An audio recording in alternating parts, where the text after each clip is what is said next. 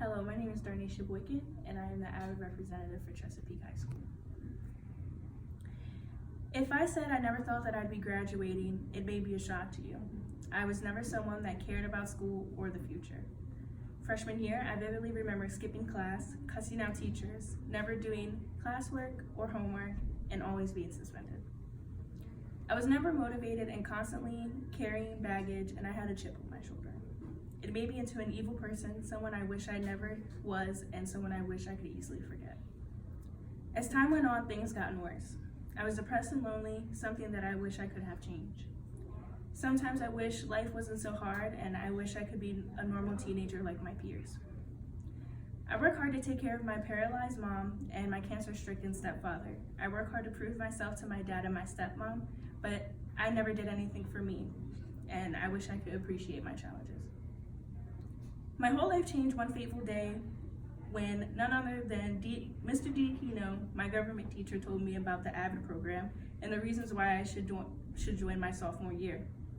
Unlike many of you, I wasn't interviewed, I wasn't selected, I was forced to join AVID, and many believed that there was no other way for me to succeed unless I joined, which was very true.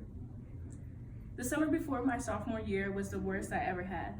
I lost hope for myself and started going down a dark road filled with violence, depression, self-harm, substance abuse, and many illegal things that I shall not specify. When school started back up, I already felt out of place. I felt stupid. I was surrounded by such amazing people that would be more successful than I ever thought I would be, and it was a hard pill to swallow. I was infamously known by staff for being outspoken and challenging to handle, and I can safely assume that's what everybody thought of me. Junior year was a turning point. I got my ish together and I did the darn thing.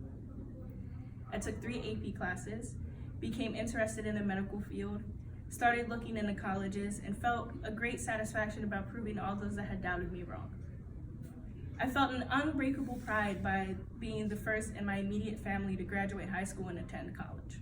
I soon decided that I wanted to be a nurse or an anesthesiologist.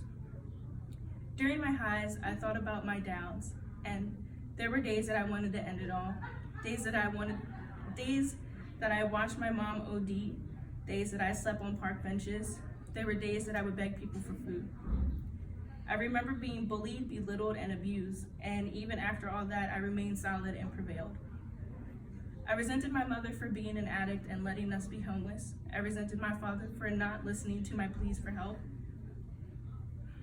I gave it all I got, but sooner or later, my light began to fizzle out. I attempted suicide multiple times that year. I began self-harming again, and I was disappointed in myself. I sent myself to a mental institution for 2.5 weeks, and I will never regret doing so. I benefited a lot from the new coping skills I gained and the satisfaction of knowing I wasn't the only one feeling the way that I do. I learned to communicate more and to be aware of my quote-unquote triggers, but there's one thing I'll never forget. I sat down for a meeting with my temporary therapist, and she asked me, if you gave up now, who would tell your story? Ever since then, I began to change the way I act, the way I talk, and the way I go about things. And truthfully, without AVID, there would be no Darnasha. AVID has made me into the person I am today. I may not be the most organized, and I may not have the highest grades, but one thing I do have is a family. I have a family that supports me. I have a family that loves me. I have a family that will be boring without me. It feels good to know that I have a safe space away from home, that I can talk to my AVID sisters and brothers about anything and be guided by them. I would like to thank my AVID family for loving me unconditionally, even when I felt no one has or ever will, for being my shoulder to cry on, for being an ear to talk off, and most importantly, for being the reason why I want to be successful. Life is definitely not where you start and where you are now. It's about where you'll end up. I went from getting 0.2s on my report cards to getting 2.9s. I know it isn't the best, but I have to remember that this is just the beginning, and I will continue to push myself. I would like to thank Diakino and Gosnell for pushing me beyond my limits, for making me understand life and its magical ways.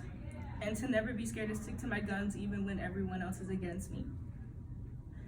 Most importantly, I would like to thank my mother for listening to me and getting herself together.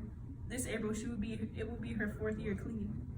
Thank you for being there for me, for stealing food for me, for the days that we survived off the simple jars of peanut butter, for giving me the coat off your back so I had a makeshift sleeping bag for those cold nights on the sidewalk, and for making sure that I went to school every day no matter the situation we were in.